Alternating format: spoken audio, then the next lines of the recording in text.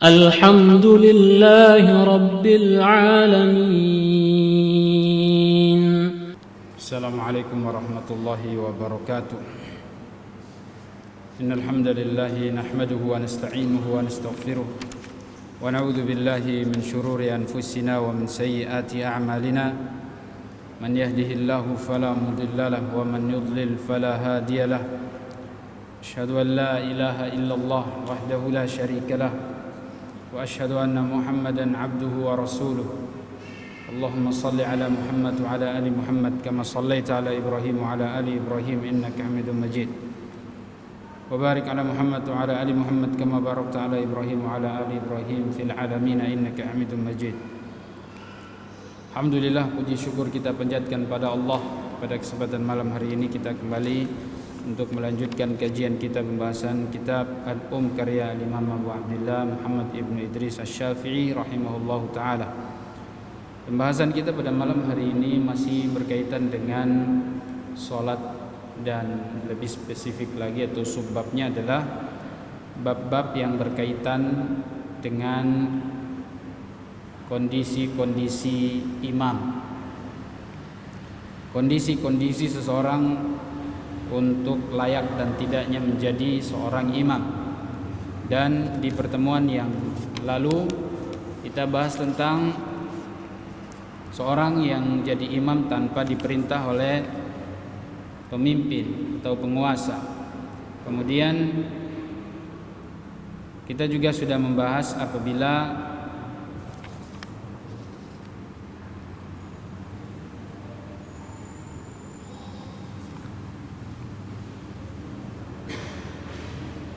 masyarakat atau para makmum telah berkumpul di masjid, lalu kemudian di situ ada seorang wali, seorang pemimpin besar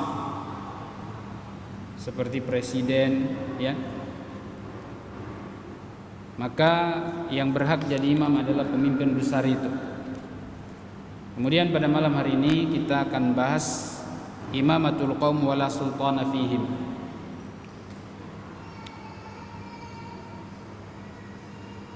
Menjadi seorang imam namun tidak ada pemimpinnya.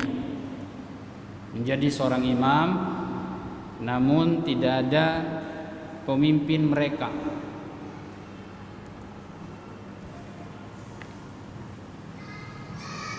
Atau ya penguasa, ya sama, atau imam. Imam di sini maksudnya pemimpin besar. Dan juga insyaallah akan kita bahas ijtima'ul qaum fi manzilihim sawa.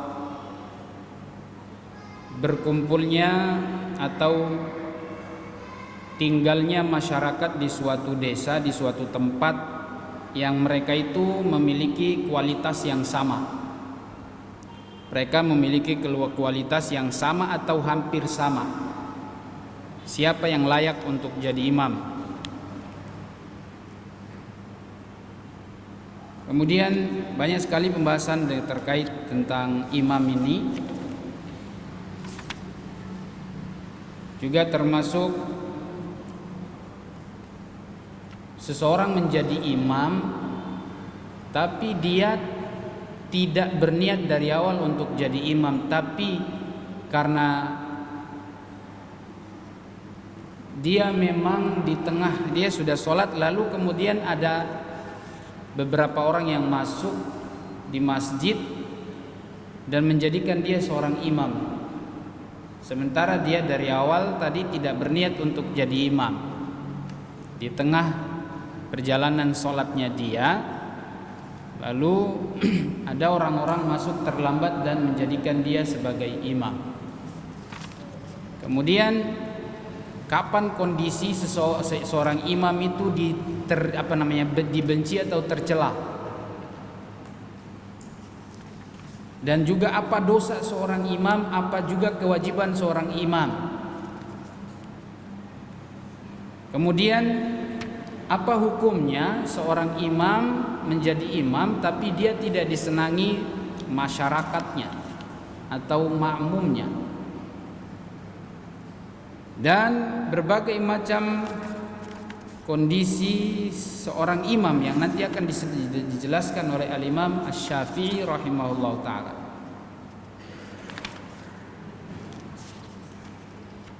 Di sini juga disebutkan kriteria seorang imam, maksudnya sifat-sifat pribadinya.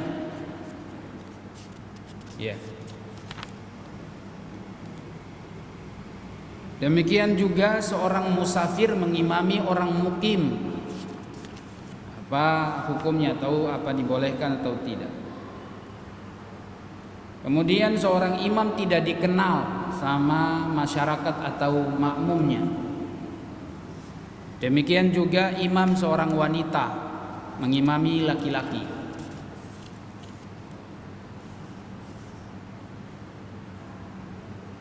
Kemudian imam seorang yang buta, imam seorang budak, imam bukan orang Arab, imam anak zina, imam anak yang belum baligh, imam seorang yang tidak pandai, tidak bagus membaca Al-Quran,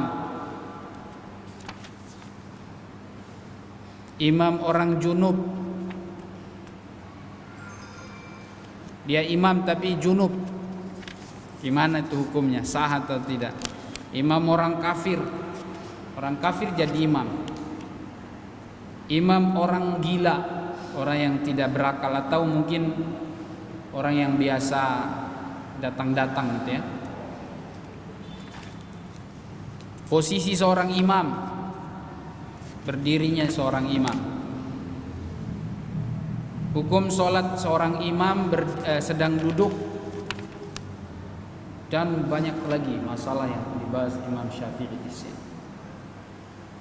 Ya, yang pertama di malam ini kita akan bahas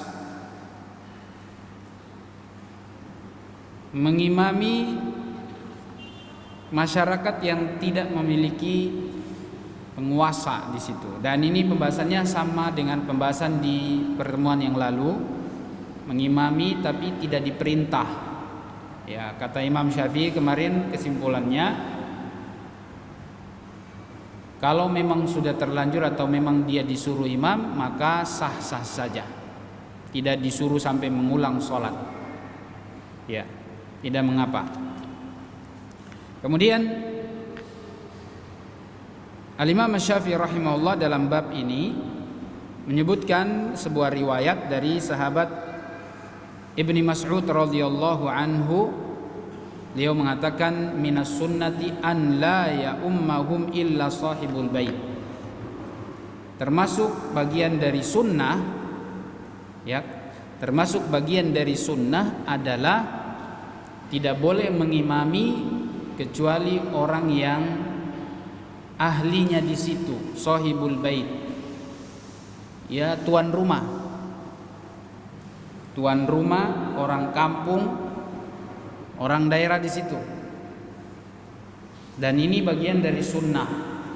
Kata Abdullah bin Mas'ud, minas sunnah, itu berarti benar ya kalau mereka para sahabat bilang di antara sunnah, berarti ini juga ajaran Rasul sallallahu alaihi wasallam. Tidak boleh jadi imam kecuali tuan rumah, orang kampung di situ, orang daerah di situ. Kemudian ada riwayat lagi, Imam Syafi'i menyebutkan, anna nafaran min ashabin nabi kanu fi baiti rajulin minhum. Dulu para sahabat pernah berada di rumah seorang sahabat.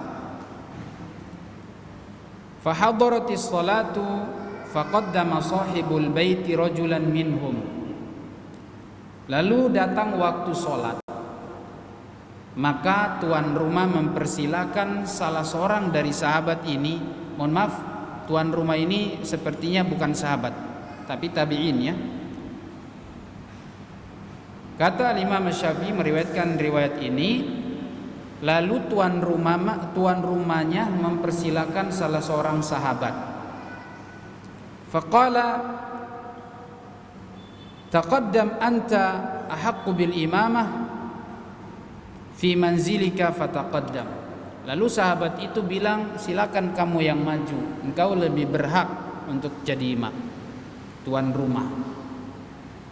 Jadi kalau kita berkunjung ke rumah saudara kita dan masuk waktu sholat, maka kalau memang mau sholat di rumah misalnya, misalnya mau sholat di rumah, maka yang jadi imam adalah tuan rumahnya. Tentunya kalau sholat di rumah ini, kemarin sudah pembahasan Imam Syafi'i memang berpendapat sholat berjamaah di masjid itu hukumnya sunnah muakkadah.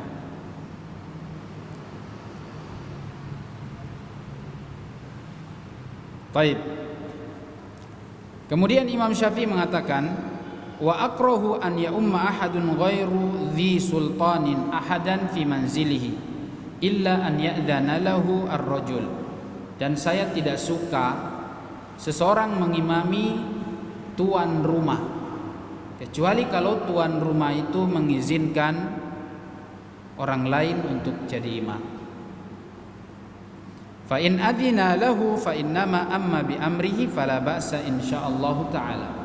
Jika diizinkan atau dia mengizinkan orang lain mengimaminya, maka dia boleh jadi imam atas perintah tuan rumah ini. Wa inna ma akrahu an ya ummahu fi manzilihi bi ghairi amrihi fa amma bi amrihi fadalik. Jadi yang tidak disukai sama Imam Syafi'i ini adalah kalau dia imam tanpa ada perintah dari tuan rumah. Kalau ada perintah dari tuan rumah silakan. Ya. Tarkun minhu lihaqqihi fil imama wa la yajuzu li dhi sultanin wa la sahibi manzilin an ya umma hatta yakuna yuhsinu yaqra'u ma tujzi bihi shalah. Ya. Jadi yang bertamu ini dia harus meninggalkannya, tidak boleh jadi imam. Dan tidak boleh bagi pemilik rumah atau tuan rumah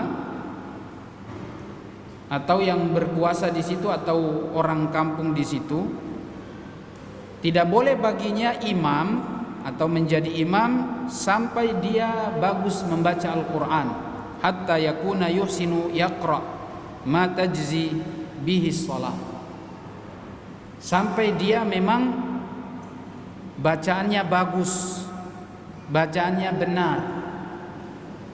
Walaupun dia jadi tuan rumah, dia tidak boleh jadi imam sampai bacaannya benar atau bagus tajwidnya. Jadi bukan asal dia tuan rumah, tapi juga tidak lepas dari kewajiban yang lain adalah bacaannya harus benar atau bagus. Fa in lam yakun yaqra ma tuzibi salat lam yakun lahu an ya ummah. Kalau memang dia tidak bisa, maka dia tidak boleh jadi imam. Wa in amma fa salatuhu tammah wa salatu man khalfahu. Misalnya dia bacaannya seadanya. Kalau cuma hafal Al-Fatihah misalnya, boleh dia jadi imam selama Al-Fatihah itu kan sudah mewakili atau sudah mencukupi salat seseorang sah. Misalnya cuma baca surat Al-Fatihah saja sah sholatnya, dia tidak hafal yang lain. Mungkin tamu lebih banyak hafalannya daripada tuan rumah. Jika seandainya tuan rumahnya cuma hafal Al-Fatihah, ya, maka dia boleh jadi imam selama sah sholatnya. Dan kalau dia persilahkan tamunya, maka ini pun boleh. Tadi sudah dijelaskan. Fa in amma fa salatu tamma wa salatu man khalfahu mimman yusinu hadza fasidah. Ya. Fa in amma fa salatu tamma. Kalau dia salat maka salatnya sempurna. Wa salatu man khalfahu mimman la yusinu hadza fasidah. Dan salat orang yang di belakang imam yang tidak baik bacanya, tentu salatnya tidak benar. Kalau salat imamnya atau imamnya bacaannya tidak benar, maka salatnya batal atau salatnya tidak benar. Sementara makmumnya tetap sah ya kalau bicara masalah imam yang bacaannya tidak benar. Karena dalam hadis disebutkan apabila seseorang jadi imam tapi imam ini banyak kesalahannya, maka kata Rasulullah fa'alaihim walahum, ya, atau fa'alaikum walahum. Kalau imamnya tidak benar, maka dosanya dia yang tanggung, sementara orang di belakangnya makmumnya tidak berdosa, sah sholatnya. Wa hakadha idza kana as-sultan aw sahibul manzil mimman laysa yusinu yaqra lam tuziman itama bihi shalah. Ya, ini penyempurna tadi. Wa idza taqaddama ahadun dha sultan wa dha baitin fi baitihi bi ghairi idni wahidin minhuma karitu lahu wa lam yakun alaihi wala ala man shalla khalfahu i'ada. Adapun ya, kalau seandainya imamnya tuan rumah ini tidak baik bacaannya, ya, yang maju ini tuan rumah atau yang orang kampung di situ,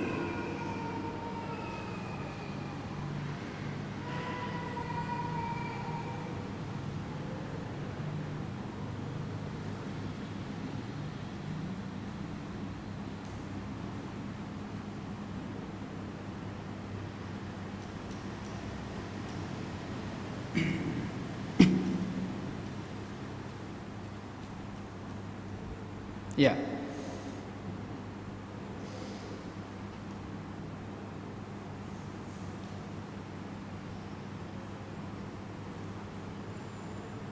Ya, ini pengulangan saja ya.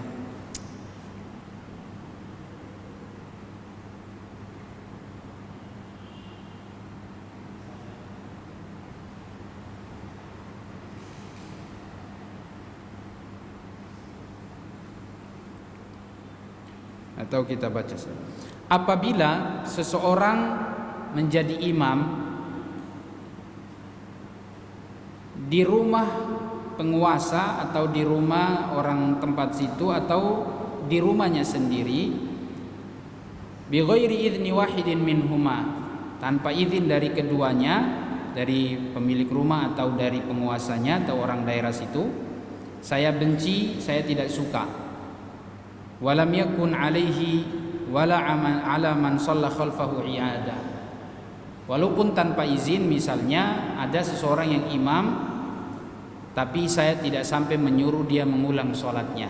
Ya, ini untuk urusan yang tadi, ini pengulangan lagi. Li'annal fi'la fit taqaddum idza kana khata'an fas-salatu nafsuha mu'addatun kama tujzi. Karena kalau seandainya kesalahan itu atau kekurangan itu hanya ada pada masalah izin dia boleh imam atau tidak, itu tidak berpengaruh pada sah sholatnya kalau sholatnya benar. Ya, tidak berpengaruh pada sholatnya. Namun saya tidak suka kalau dia yang maju, maksudnya orang pendatang yang maju. Wa sawa'un imamatur rajul fi baitihi al-'abda wal hurra. Sama halnya juga seseorang imam di rumahnya hamba sahaya atau orang yang merdeka, illa an yakuna sayyidu hadiran. Kalau dia sholat, kalau seandainya tuannya ada, fal baitu baitu sayyid, maka yang jadi imam itu harus tuannya, walaupun di rumah sang budak. Maksudnya si budak ini tinggal di tuannya. Jika tuannya ada, maka yang jadi pemegang kebijakan boleh imam atau tidak ini datang dari tuannya, tidak boleh dari hamba sahaya atau budaknya. Ya, ini permasalahan-permasalahan yang dulu ya di zaman itu ada, karena memang di zaman itu masih banyak perbudakan ya. Aula bil imamah, dia si sayyid ini tuannya lebih berhak untuk jadi imam. Wa idza kana sultan fi baiti rajulin kana sultan aula bil imamah. Ya, ini diulang lagi. Li'anna baituhu min sultani wa idza kana Misrun jami'un lahu masjidun jami'un la sultana bihi. Kalau seandainya di kampung tertentu itu tidak ada sultannya, tidak ada penguasanya, fa ayyuhum ammahum min ahli al-fiqh wal Qur'ani lam akrah. Kalau seandainya di suatu kampung ada masjid jami' besar, tidak ada imam, tidak ada pemimpinnya, ya, tidak ada penguasanya atau tidak ada yang mengatur masjid itu, ya, tidak ada orang yang memimpin masjid itu. Fa ayyuhum ammahum min ahli al-fiqh wal Qur'ani lam akrahu. Maka siapapun yang menjadi imam selama dia ahli fiqh atau ahli Al-Qur'an, selama dia ahli fiqh atau ahli Al-Qur'an, dia faham Quran, dia faham sunnah, maka silakan dia imam, siapa saja. Ini sama pembahasan dengan yang sebelumnya saya sudah sebutkan tadi. Karena pernah ini terjadi bahwasanya dulu di zaman siapa namanya, Abi Ja'far Al-Qari, beliau mengatakan dulu pernah beliau melihat sahib al-maksurah fil fitnah. Ada pemilik maksurah, bangunan ya seperti rumah tapi digunakan untuk apa namanya, ya seperti masjid juga. Sahibul maksurah di zaman fitnah saat itu, hina hadarati salatu kharaja yatatabba'an nas. Pemilik rumahnya itu sekaligus pemilik kayak seperti apa di sini, musolah lah begitu ya. Tapi itu dijadikan sebagai rumah juga. Pemilik rumah ini ketika zaman fitnah itu dan tiba waktu sholat, beliau kemudian keluar dan mencari orang. Maksudnya dia cari orang siapa yang mau jadi imam. Yaqulu man yusalli linnas, siapa yang mau untuk jadi imam. Dia bilang, dia cari-cari sambil teriak-teriak atau nanya-nanya siapa yang boleh jadi imam atau siapa yang mau jadi imam. Hatta intaha ila Abdullah bin Umar, sampai dia ketemu Abdullah bin Umar radhiyallahu anhuma, sahabat Nabi. Faqala lahu Abdullah bin Umar, "Idzan taqaddam anta fasalli bainan nas." Kamu saja, kata Abdullah bin Umar, kamu saja yang maju dan kamu yang salat mengimami mereka. Ya. Jadi artinya siapa saja yang boleh jadi imam dalam suatu masjid yang kalau seandainya masjid itu tidak ada pemimpinnya atau tidak ada yang menguasainya. Syahidnya dalam riwayat ini, pemilik maksurah atau masjid ini dia mencari siapa yang layak untuk jadi imam. Karena seperti Abdullah bin Umar yang tentunya ahli Al-Quran dan juga ahli sunnah, maksudnya ahli fiqih. Ya. Nah, ini adalah pembahasan tentang apabila mengimami semua satu masyarakat yang mereka tidak punya pemimpin atau penguasa atau tidak punya pemegang kebijakan di kampung tersebut dan di masjid tersebut. Nah, jadi jawabannya boleh saja siapapun yang boleh, ya siapapun yang maju imam selama dia faham Al-Quran, bacaannya benar dan dia juga faham fikih dan hadis. Tentunya orang yang faham, dan nanti akan disebutkan di pembahasan setelah ini syarat-syarat dan kriteria untuk jadi imam, ya. Bab selanjutnya, ijtima'ul qaum fi manzilihim sawa. Dalam suatu kampung, posisi dan kedudukan mereka ini sama. Mereka sama-sama datang di tempat itu, hafalan Qur'annya sama, pemahaman hadisnya sama. Siapa kira-kira yang layak jadi imam? Ya, karena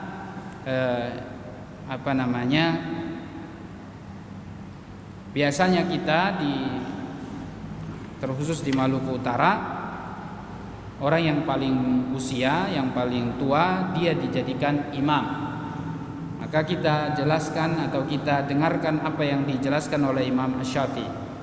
Ijtima'ul qaum fi manzilihim sawa. Pertemuan dan perkumpulan suatu masyarakat di kampung mereka, yang mana mereka datang di kampung tersebut sama-sama. Ya, mereka hijrah sama-sama di tempat itu. Siapa yang berhak jadi imam? Dalam sebuah riwayat bahwasanya dari Malik ibnul Huwairits radhiyallahu anhu, beliau mengatakan qala lana Rasulullah berkata kepada kami, sallu kama raaitumuni usolli, salatlah kalian sebagaimana kalian melihat aku salat. Fa idza hadaratis salat falyu'adzin ahadukum aw falyu'adzin lakum ahadukum wal ya'ummakum akbarukum. Salatlah kalian sebagaimana kalian melihat aku salat. Apabila telah datang waktu solat, maka kumandangkanlah adzan. Ya, apabila solat telah tiba, maka kumandangkanlah adzan. Jadi adzan dikumandangkan itu karena masuk waktunya, dipanggil umat Islam. Wal ya'ummakum akbarukum, dan hendaklah yang paling tua yang jadi imam. Hendaklah yang paling tua jadi imam. Apa komentar Imam Syafi'i tentang hadis yang mengatakan hendaklah yang paling tua jadi imam? Apakah mutlak yang paling tua jadi imam? Beliau mengatakan haula'i qaumun qadimu ma'an fashtabahu an takuna qira'atuhum wa tafaqquhum sawa. Mereka yang dimaksud ini, ya, yang dalam hadis ini maksudnya adalah mereka yang datang di suatu kampung bersama, sama-sama datangnya. Fashtabahu an takuna qira'atuhum, dan bacaan Al-Quran mereka pun sama. Ini artinya sudah dalam pembahasan bacaan Quran sama, hafalan Quran sama. Wa tafaqquhum sawa, demikian juga kefakihan mereka terhadap agama sama. Kefakihan terhadap agama juga sama.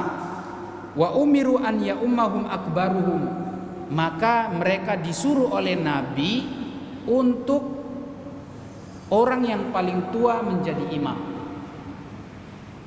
Jadi sudah lewat seleksi tingkat pertama.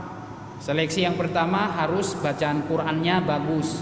Nah, mereka semua bacaan Qur'annya sama, kata Imam Syafi'i. Seleksi yang kedua, ketika sama bacaan mereka, pindah yang kedua, sunnah pemahaman kefakihan agama mereka sama. Lalu kemudian dipilih siapa yang pertama kali jadi imam. Ini kata Imam Syafi'i, dipilih yang paling besar. Masalah hijrahnya juga sama.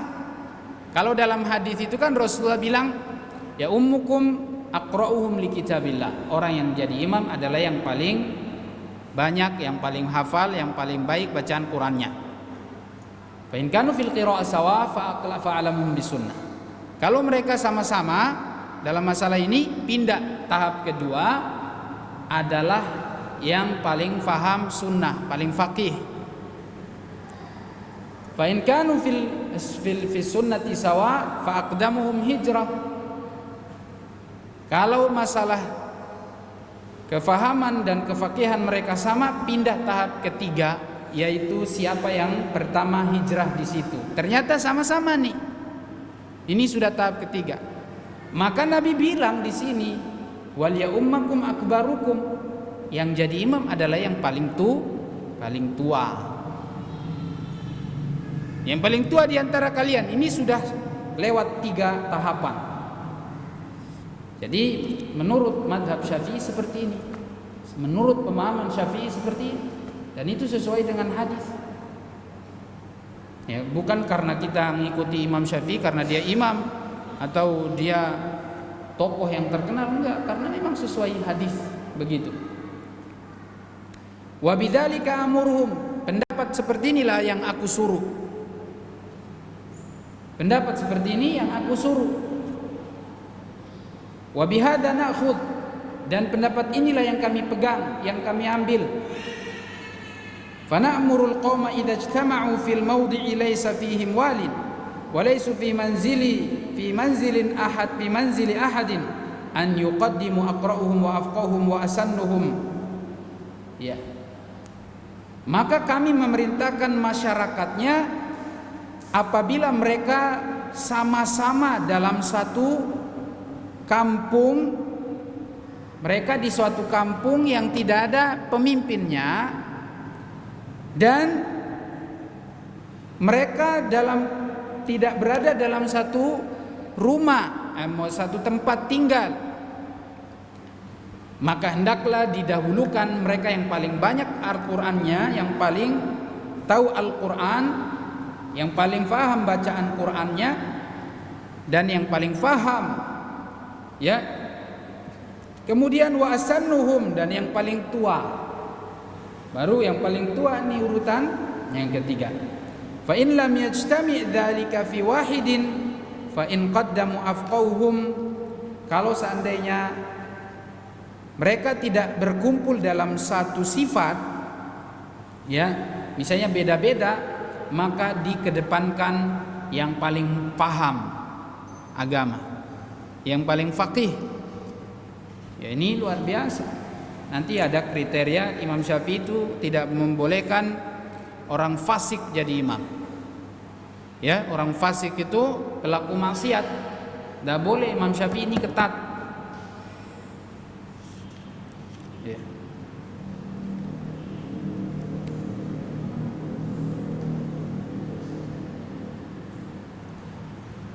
Idza kana yaqra'ul Qur'an, dikedepankan yang paling faqih kalau memang dia pandai Al-Qur'an. Pandai Al-Qur'an ini sudah maksudnya bacanya bagus, hafalannya banyak. Bagus di sini juga bukan suaranya doang, tapi tajwidnya yang lengkap. Idza kana yaqra'ul Qur'ana faqara'a minhu ma yaktafi bihi fi salatihi fahasan. Wa in qaddamu aqra'ahum idza kana ya'lamu min al-fiqhi ma yalzamu fi salati fahasan. Dan kalaupun dikedepankan yang paling banyak, yang paling tahu Al-Qur'an, yang paling hafal Al-Qur'an, jika dia faham, dia faqih, maka itu juga boleh. Jadi masalah urutan yang penting ini kalau sudah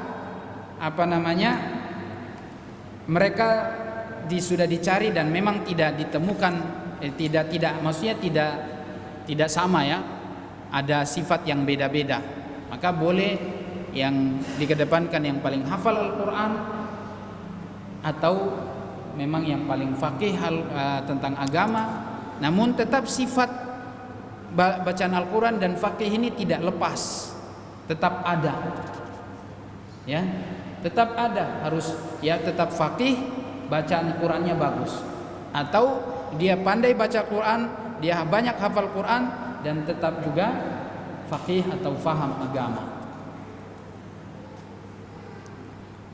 Wa yuqaddimu hadaini ma'an ala man huwa asannu minhuma. Wa yuqaddimu hadaini ma'an ala man huwa asannu minhuma. Nah, ini dalam masalah persaingan, dia banyak Qur'annya, dia hafal Al-Qur'annya banyak dan dia faqih, ini nanti didahulukan mana yang paling tua. Ya, mana yang paling tua.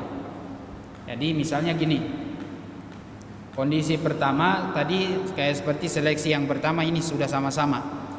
Itu sesuai hadis tadi. Nah, sekarang kondisi yang kedua, misalnya ada yang satu dia hafalan Al-Qur'annya bagus banyak, kemudian bacaan Qur'annya juga bagus, ya, lebih menonjol di masalah Al-Qur'annya, namun dia juga faqih. Sementara yang satu, ya, dia lebih faqih walaupun mungkin hafalan Qur'annya lebih sedikit. Dia faqih, tentu bacaan Al-Qur'annya bagus, tapi kadang hafalan Qur'annya lebih sedikit. Maka kata Al-Imam Syafi'i dipilih di antara dua mereka ini. Dua-dua ini tetap masuk kriteria, namun dipilih yang paling tua. Dipilih yang paling tua. Taruhlah yang tadi yang banyak atau yang hafal Qur'annya lebih banyak dan bacaan Qur'annya banyak, tapi dia faqih sedikit, maksudnya tidak terlalu menguasai banyak, tidak seperti misalnya ustadz besar atau alim besar. Nah, dia dipilih. Tapi yang kalau seandainya dia tua, dia lebih berusia. Atau mungkin yang sini, dia lebih faqih walaupun hafalan Qur'annya tidak terlalu banyak, maka dipilih dia ini.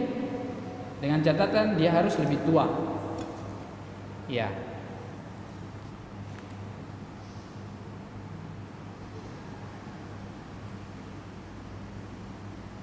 Dan sedikit Imam Syafi'i cerita tentang kondisi orang-orang terdahulu untuk menjadi imam. Beliau bilang gini, wa inna maqila wallahu ta'ala alam. Kenapa saya katakan demikian?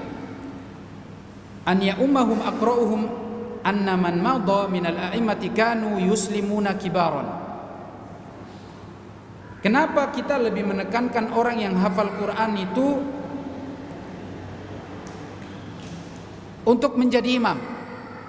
Kenapa mereka yang jadi imam itu adalah yang paling hafal Quran? Karena orang-orang terdahulu, para ulama, para imam-imam terdahulu dan para pemimpin-pemimpin terdahulu, kanu yuslimuna kibaron. Dulu mereka masuk Islam ketika sudah tua-tua. Ya, sudah tua-tua. Fayattafaqqahuna qabla an yaqra'ul Qur'an. Namun Imam Syafi'i lebih mendahulukan kalau Al-Qur'an duluan ya tentunya. Beliau lebih pilih Al-Qur'an dulu. Maka mereka kemudian bertafakuh mendalami agama ini sebelum mereka membaca Al-Qur'an. Ya. Sebelum mereka membaca Al-Qur'an. Artinya sebelum menghafal Al-Qur'an. Fayatafaqqahuna qabla an yaqra'ul Qur'an. Dulu mereka karena masuk Islamnya sudah tua-tua, maka yang mereka lakukan dulu itu adalah mereka mendalami agama dulu. Kayak misalnya antum nih sudah tua, ya, sudah tua antum belum tahu sholat yang benar bagaimana, wudhu yang benar bagaimana, ya belajar itu dulu. Mungkin antum hafal Quran seadanya dulu, surat Al-Fatihah itu rukun, itu harus. Surat Al-Fatihah sama yang 3 kul, ya misalnya, yang pendek-pendek dulu. Yang penting sholatnya sah.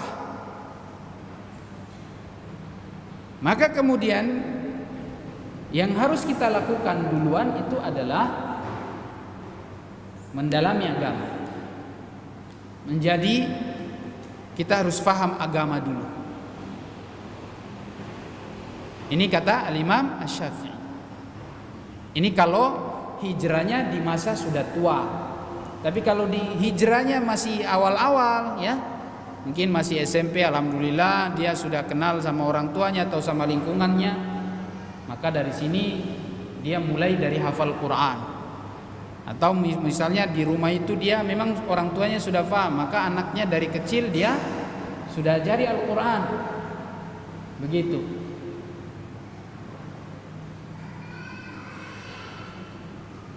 Wa man ba'dahum kanu yaqra'una al-Qur'ana sigharan. Adapun di masa setelah generasi yang pertama yang masuk Islam yang tua-tua tadi, setelah mereka, maka tentu kebalikan dari yang pertama. Mereka masuk Islam ketika masih kecil-kecil tentunya, atau ketika orang tuanya masuk Islam yang tua, mereka mulai dari faqih mendalami agama dulu. Adapun anak-anaknya, ya tentu dia mulai dari Al-Quran dulu, baca Al-Quran dari kecil, qabla an yatafaqqahu. Ya. Fa asbaha an yakuna man kana faqihan idza qara'a min al-Qur'ani syai'an aula bil imamah li'annahu qad yanubu fi sholati ma yaqilu. Maka kata beliau, kata Al-Imam Asy-Syafi'i, maka yang lebih dekat kepada kebenaran kalau seandainya tadi yang siapa yang harus didahulukan, fa asba an yakuna man kana faqihan idza qara'a minal qur'ani syai'an aula bil imam. Maka orang yang lebih faqih, mohon maaf tadi bukan yang lebih baca Al-Quran ya, Imam Syafi'i lebih mengedepankan yang lebih faqih. Kalau seandainya dia lebih faqih, ya, dan bacaan Al-Qur'annya tetap ada, selama bacaan Qur'annya itu sudah bisa dianggap kalau dia jadi imam sholatnya benar atau sholatnya sah, maka dia yang lebih berhak untuk jadi imam. Ya, li'annahu qad yanubu fi sholati ma yaqil kaifa yaf'alu fihi bil fiqhi wa la ya'lamuhu man la fiqha lahu. Karena orang yang lebih faqih itu lebih faham tentang kondisi orang yang jadi imam itu seperti apa. Kalau terjadi sesuatu di dalam sholat, apa yang harus dia lakukan? Fikih tentang sholat dia harus tahu. Maka dia harus dikedepankan daripada orang yang cuma hafal Quran tapi tidak terlalu faqih. Ya. Wa idza stawu fil fiqhi wal qiraati fa ammahum asannuhum wa amrun nabi sallallahu alaihi wasallam an yaummahum asannuhum fi ma ara wallahu taala alam annahum kanu mushtabihil hali fil qiraati wal ilm. Adapun ini diulang lagi, kalau memang mereka sama, Qur'annya sama dan fikihnya sama, maka yang dipilih adalah yang paling tua. Itu sesuai dengan perintah Nabi sallallahu alaihi wasallam. Ya. Ini sesuai dengan perintah Nabi sallallahu alaihi wasallam. Maka perintah Nabi sallallahu alaihi wasallam yang paling tua untuk jadi imam di dalam hadis yang dibawakan tadi itu, kata Imam Syafi'i, ini karena kondisinya mereka sama-sama Qur'annya bagus dan sama-sama ilmunya juga bagus. Mereka sama-sama faham. Fa amara an ya'ummahum akbaruhum sinnan walau kana fihim dzu nasab.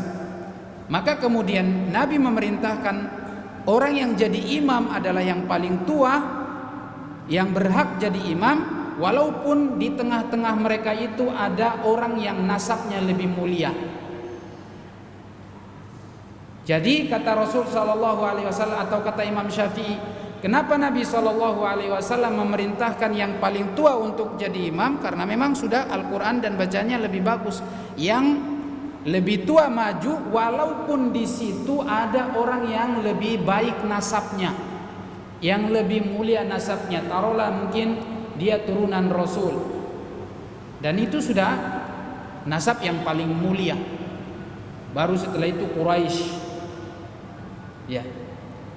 Walaupun dia nasabnya paling mulia di situ, maka didahulukan tadi tentunya setelah memasuki tahapan kriteria tadi.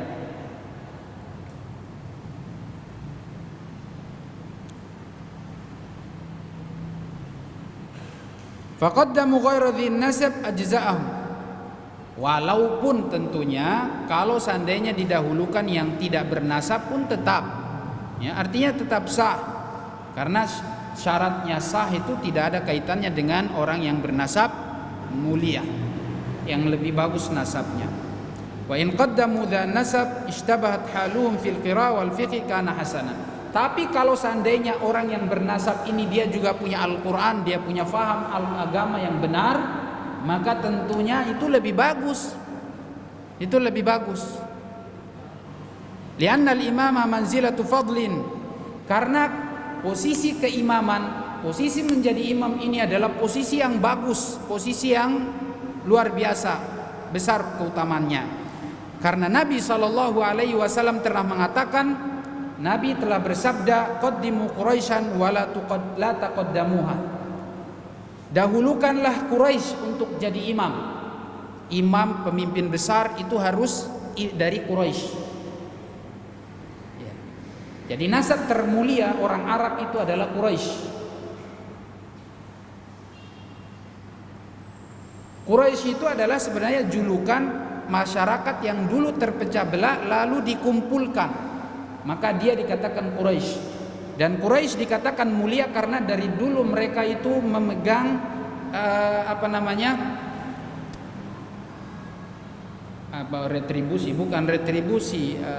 pengelolaan Ka'bah, Masjidil Haram, pengelolaan Ka'bah dan Mekah ini. Mereka orang Quraisy yang pegang. Dan mereka terpercaya amanah baik, ya. Ngasih makan, ngasih minum semua orang-orang yang datang ke Ka'bah untuk tawaf. Walaupun masih di zaman jahiliyah sebelum datang Nabi SAW. Karena memang orang-orang musyrikin dulu mereka tawaf. sambil menyekutukan Allah, sembah patung ya, minta kepada patung, itu sudah biasa. Tapi mereka tetap tawaf juga di Ka'bah, sambil di dekat Ka'bah itu ada patung ini ya. Jadi kalau seandainya ada Quraisy di situ, dahulukan Quraisy jika bacaannya bagus. Nah, siapa di sini yang misalnya turunan Rasul sallallahu alaihi wasallam? Ya. Kalau antum turunan Rasulullah dan bacaan antum bagus dan antum faqih, silakan jadi imam. Itu lebih berhak. Faham agama. Tapi fahamnya benar ya. Paham yang benar. Agungkan sunnah Nabi sallallahu alaihi wasallam. Fa uhibbu an yuqaddam man hadara minhum ittiba'an li Rasulillah idza kana fihi lidzalika maudhi'. Maka saya lebih suka yang punya nasab untuk jadi imam, jika tentunya kriteria tadi sudah lewat semuanya. Baik, cukup sampai di sini, waktu kita sudah selesai. Insyaallah kita masih akan lanjut dengan pembahasan tentang ihwalnya imam ya. Masih banyak lagi pembahasannya. Tadi kita sudah sebutkan bagaimana hukum anak kecil jadi imam, bagaimana orang gila jadi imam ya, orang yang tidak berakal jadi imam, orang kafir jadi imam, orang fasik jadi imam. Itu semuanya ada pembahasan di sini insyaallah taala. Kita tutup dengan doa kafaratul majelis. Subhanakallahumma wa bihamdik asyhadu an la ilaha illa anta astaghfiruka wa atubu ilaik. Assalamualaikum warahmatullahi wabarakatuh.